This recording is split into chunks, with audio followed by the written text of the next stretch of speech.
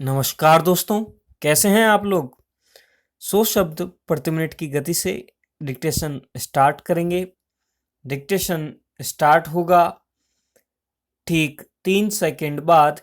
यह डिक्टेशन 90, 100, 110 और 120 से रिकॉर्ड है। लिंक डिस्क्रिप्शन में मौजूद है, आप प्रैक्टिस कर सकते हैं।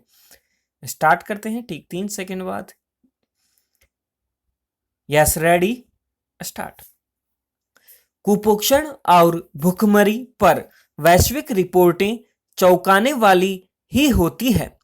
इनसे यही पता चलता है कि दुनिया भर में कुपोषितों का आंकड़ा कितना और बढ़ा। लेकिन ज्यादा चिंताजनक यह है कि तमाम कोशिशों और दावों के बावजूद कुपोषितों और भूखमरी का सामना करने वालों का आंकड़ा पिछली बार के मुकाबले बढ़ा हुआ ही निकलता है। ऐसी रिपोर्टें बताती हैं कि ऐसी गंभीर समस्याओं से लड़ते हुए हम कहां पहुंचे। इसी में एक बड़ा सवाल यह भी निकलता है कि जिन लक्ष्यों को लेकर दुनिया के देश सामूहिक तौर पर या अपने प्रयासों के दावे करते रहे, उनमें कामयाबी कितनी मिली। कुपोषण, गरीबी और भूखमरी में सीधा रिश्ता है। यह 2-4 देशों ही नहीं बल्कि दुनिया के बहुत बड़े भूभाग के लिए चुनौती बनी हुई है। दुनिया से लगभग आधी आबादी इन समस्याओं से जूझ रही है। इसलिए यह सवाल तो उठता ही रहेगा कि इन समस्याओं से जूझने वाले देश आखिर क्यों नहीं इनसे निपट पा रहे हैं। हाल में एक अध्ययन में यह पता चला है कि दुनिया के 3 अरब लोग पौष्टिक भोजन से वंचित हैं। वास्तविक आंकड़ा इससे भी बड़ा हो तो हैरानी की बात नहीं, पर इतना जरूर है कि इतनी आबादी तो उस पौष्टिक खाद्य से दूर ही है जो एक मनुष्य को दुरुस्त रहने के लिए चाहिए। इनमें ज्यादातर लोग गरीब और विकासशील देशों के हैं। गरीब मुल्कों में भी अफ्रीकी, लैटिन अमेरिकी और एशियाई क्षेत्र के देश ज्यादा हैं।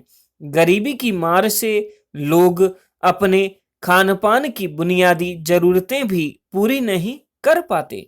अगर शहरों में ही देख लें तो गरीब आबादी के लिए रोजाना दूध और आटा खरीदना भी भारी पड़ता है।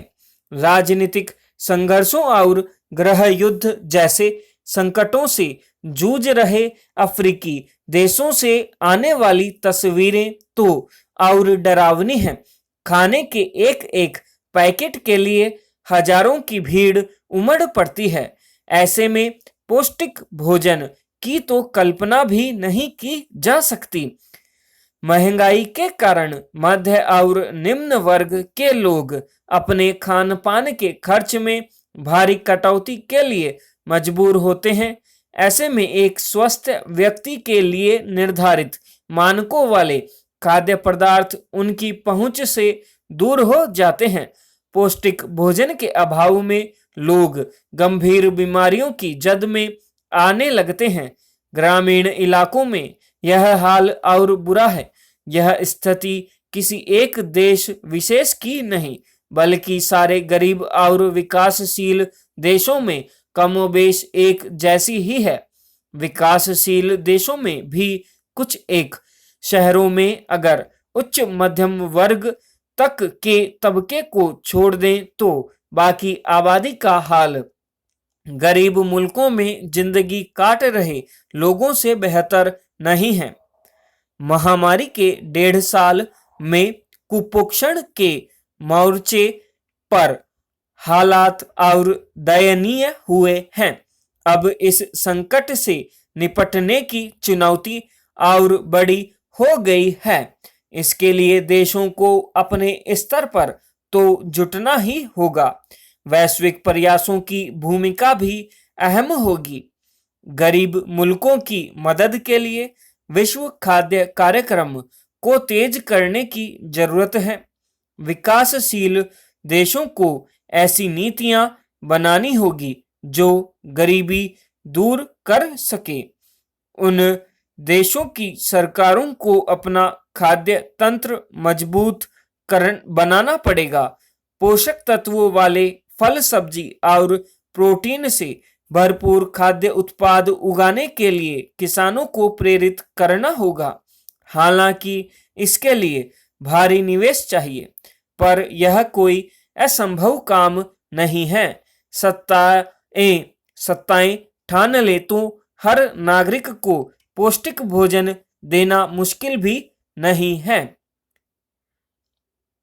आखिरकार उत्तराखंड सरकार ने हिचक तोड़ते हुए कावड़ यात्रा रद्द करने का फैसला किया है। अब देखना है उत्तर प्रदेश और हरियाणा सरकारों का इस पर क्या रुख रहता है। उत्तर प्रदेश के मुख्यमंत्री ने अधिकारियों के साथ कई दौर का मंथन कर कह दिया था कि कोविड नियमों का पालन करते हुए कावड़ यात्रा संपन्न कराई जाए।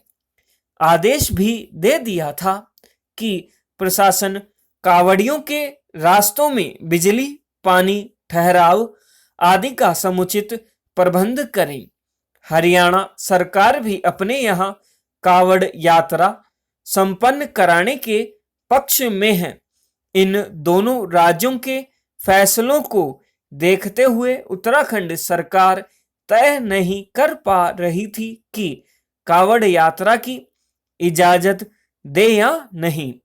उधर भारतीय चिकित्सा संगठन यानी IMA ने उत्तराखंड सरकार को पत्र लिखकर कहा था कि वह कावड़ यात्रा का आयोजन न होने दे, नहीं तो तीसरी लहर जल्दी फैल सकती है। पहले ही उत्तराखंड सरकार हरिद्वार में कुंभ का आयोजन कराने को लेकर काफी किरकिरी झेल चुकी है। कहा जाता है कि उसकी वजह से कोरोना की दूसरी लहर तेजी से फैली थी। पुष्कर सिंह धामी ने अभी कुछ दिनों पहले ही राज्य की कमान संभाली है और उनके लिए कावड़ यात्रा को बिना विचारे इजाजत देना मुश्किलें खड़ी कर सकता था। अच्छा हुआ कि इस मामले में उन्होंने दृढ़ता का परिचय दिया। पिछले साल कोरोना की वजह से कावड़ यात्रा पर रोक लगा दी गई थी। इस बार पिछले साल की तरह कोरोना की लहर नहीं है, काफी उतार पर है।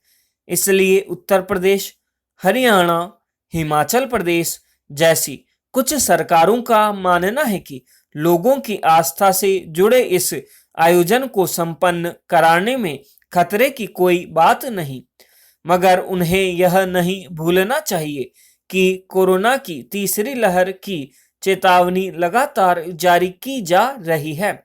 बल्कि कुछ चिकित्सा विज्ञानियों ने तो अपने अध्ययनों में यह भी पाया है कि तीसरी लहर फैलनी शुरू हो चुकी है।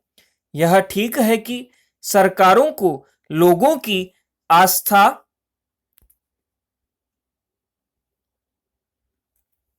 में हस्तक्षेप नहीं करना चाहिए, पर जब मामला लोगों की सेहत और उनके जीवन की सुरक्षा का हो तो कठोर फैसला करना आवश्यक हो जाता है।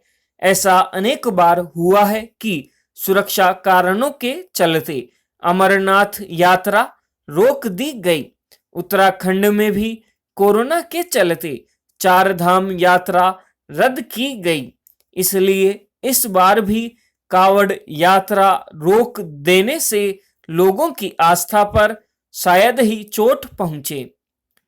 कावड़ यात्रा बहुत असंगठित और अनियोजित तरीके से संपन्न होती है।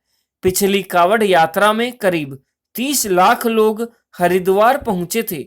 लोग गंगा से जल लेकर सैकड़ों किलोमीटर पैदल चलते हुए अपने स्थानीय मंदिर पहुंचते और भगवान शिव का जलाभिषेक करते हैं।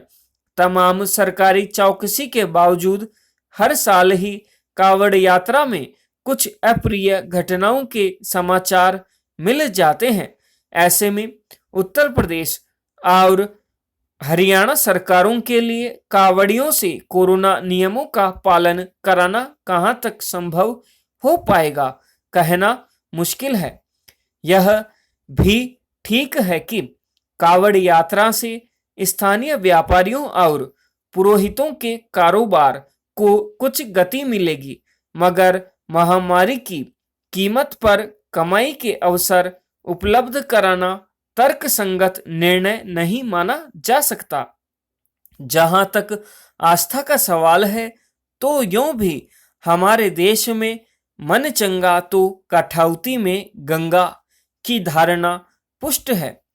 पहले ही उत्तर प्रदेश सरकार ग्राम पंचायत चुनावों के दौरान कोरोना फैलने के आरोप से मुक्त नहीं हो पाई है, फिर अब उसे कावड़ यात्रा की जिद क्यों ठाननी चाहिए। यह था 100 शब्द प्रति मिनट की गति से अभ्यास आपने किया सिर स्टेनोग्राफी के माध्यम से। मिलते हैं नेक्स्ट डे नेक्स्ट डिक्टेशन के साथ में। तब तक के लिए जय हिंद, जय भारत।